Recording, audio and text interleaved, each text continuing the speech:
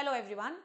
आज के इस छोटे से सेशन में मैं डिस्कस करूंगी Chhattisgarh public service commission 2020 ACF इन फॉरेस्ट रेंजर में पूछे गए सॉइल साइंस पर बेस्ड एक बड़े इंपॉर्टेंट सवाल को।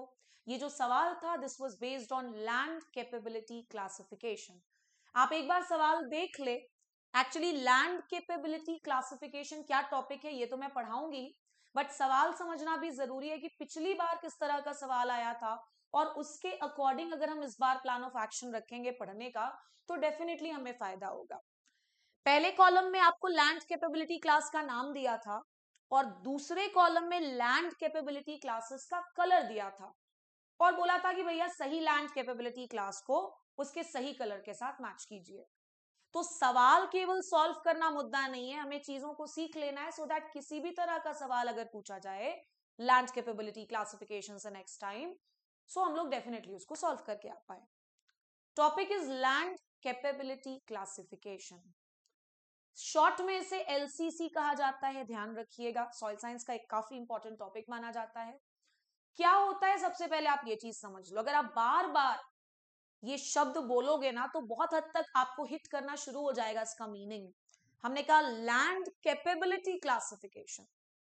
बच्चों को उनके कैपेबिलिटी के आधार पर क्लासिफाई किया जा सकता है, टीचर्स को उनके कैपेबिलिटी के आधार पर क्लासिफाई किया जाता है, किसकी कितनी क्षमता उस आधार पे हम वर्गीकरण कर देते हैं। अब जब हम लैंड कैपेबिलिटी क्लासिफिकेशन कह रहे हैं तो मतलब हम किसी पर्टिकुलर लैंड एरिया को उसके क्रॉप ग्रोइंग क्षमता के आधार पर क्लासिफिकेशन कर रहे हैं। कुछ लैंड्स ऐसे होते हैं जिनमें बढ़िया चंगा रूप से क्रॉप ग्रो कर जाता है बिना किसी दिक्कत के, और कुछ लैंड एरियाज में हालत खराब हो जाती है खेती बाड़ी करने में। बस यही है लैंड कैपेबिलिटी क्लासिफिकेशन, जिसे शॉर्ट में एलसीसी कहा जाता है। पहला point, it was done by USDA. ये जो क्लासिफिकेशन है लैंड्स का, इसको करने वाले ऑर्गेनाइजेशन का नाम United States Department of Agriculture. Next point, classification is done according to the suitability of land for crop cultivation. जैसा कि मैंने बताया, it is an easy thing कि हम पर्टिकुलर लैंड का क्लासिफिकेशन उसके क्रॉप ग्रोइंग क्षमता के आधार पर करते हैं।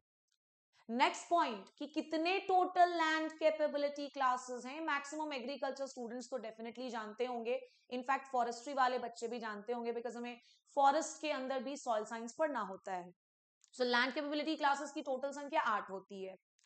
आगे, it is represented by Roman numbers. जी हाँ, आप लैंड कैपेबिलिटी क्लासेस को ऐसे नॉर्मल नंबर्स में नहीं रिप्रेजेंट करते। आप जब रिप्रेजेंट करोगे, आप रिप्रेजेंट करोगे इसको रोमन नंबर्स में, ध्यान रखिएगा।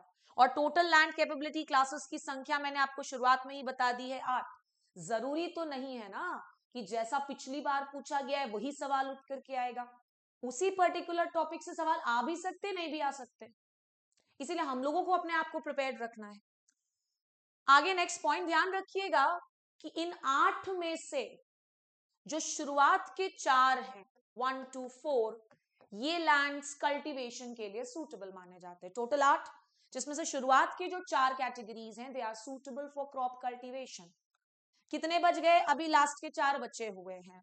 The lands unsuitable for cultivation में कौन आ जाएगा? 5वां लैंड कैपेबिलिटी क्लास से लेकर के 8वां land capability class crop cultivation के लिए सूटेबल नहीं है, ध्यान रखना।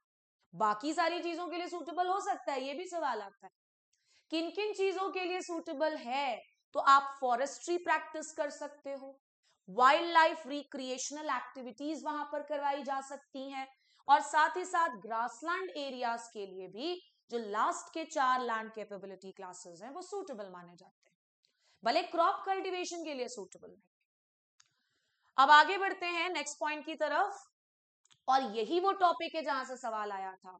और ध्यान रखना कि कोई पर्टिकुलर सेशन अगर हम ये कह के ले रहे हैं कि वो एसीएफ एंड फॉरेस्ट रेंजर में पूछा हुआ सवाल था, इसका मतलब ये नहीं कि वो टॉपिक आपको केवल एसीएफ रेंजर में ही हेल्प करेगा।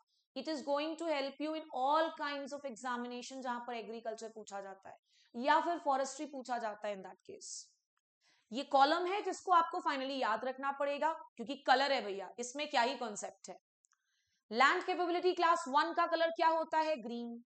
सेकंड का येलो। थर्ड का किसी किसी किताब में पिंक भी लिखा होता है और किसी किसी किताब में कुछ और कलर्स भी लिखे गए हैं, ध्यान रखिएगा।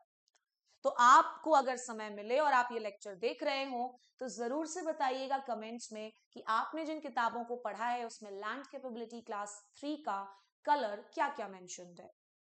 क्लास 4th का ब्लू, क्लास 5th का डार्क ग्रीन, क्लास 6th का ऑरेंज, क्लास 7th का red and last is class 8, इसको जरा करेक्ट कर लीजिएगा, इट इज क्लास 8, इसका कलर क्या होता है, पर्पल।